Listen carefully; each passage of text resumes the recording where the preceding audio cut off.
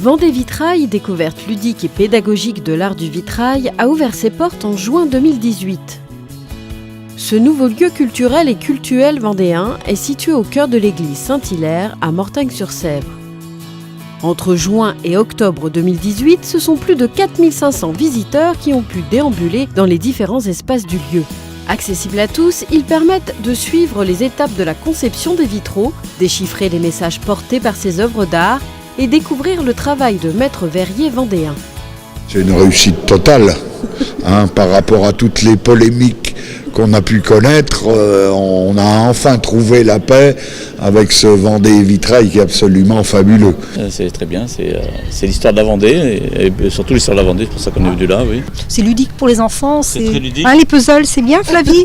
J'étais surprise, je ne pensais pas que c'était ça, mais ça m'a plu.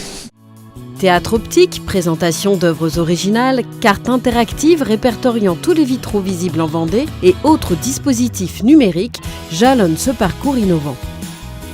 La pièce maîtresse du lieu est un vitrail de près de 10 mètres de haut réalisé par le maître verrier vendéen Louis Mazetier qui fut initialement installé dans la cathédrale Notre-Dame de Paris. Son histoire et celle de son créateur sont racontées lors de la visite à travers un spectacle audiovisuel mêlant projection de lumière, effets visuels et immersion sonore.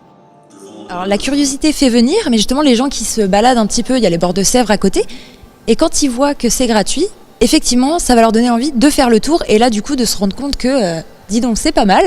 Et du coup, il y a beaucoup de bouche à oreille et c'est ça que moi j'ai vu des gens revenir avec leur famille, des gens qui viennent et qui disent « Ah, je vais prendre des prospectus pour ma maison d'hôte, pour mes choses comme ça ». Et il y a beaucoup de bouche à oreille, je pense, qui a fonctionné à ce niveau-là. Les gens sont très contents de ce qui a été fait parce que l'église a été gardée et donc les gens sont plutôt contents là-dessus. Et au niveau de l'alliance entre cette visite qui est très interactive, très ludique, donc il y a quand même pas mal de technologie et en même temps le respect de l'église qui est ancienne, de la pierre, donc il y a une bonne alliance des deux et les retours pour l'instant sont très positifs même si c'est le lancement, c'est la première année, donc il y a toujours des petites remarques et des petites choses à améliorer et les gens n'hésitent pas à aller, c'est fait pour. Lors des Journées européennes du patrimoine, au mois de septembre dernier, le lieu a ouvert ses portes le temps d'une nocturne, permettant à des centaines de visiteurs d'admirer le spectacle mazetier de nuit. Vendée Vitrail a donc connu une première saison fructueuse et prometteuse. Il est devenu un véritable lieu de rencontre pour les Mortagnais et une nouvelle attraction touristique pour les visiteurs du secteur. Cette saison est plutôt excellente.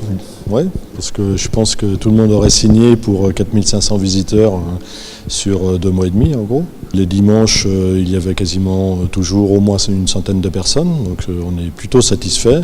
Et les échos sont aussi plutôt favorables, les gens sont contents, nous félicitent, voilà. Donc c'est vraiment un élément structurant du territoire, un pôle d'attractivité qui devient important. Et c'est vrai que c'était un pari d'allier à la fois le culte et la culture dans un même lieu. Donc là, l'idée qui en ressort, c'est que donc maintenant nous sommes en novembre et donc ce lieu est maintenant dédié au culte pour les 4 ou 5 mois d'hiver. Hein.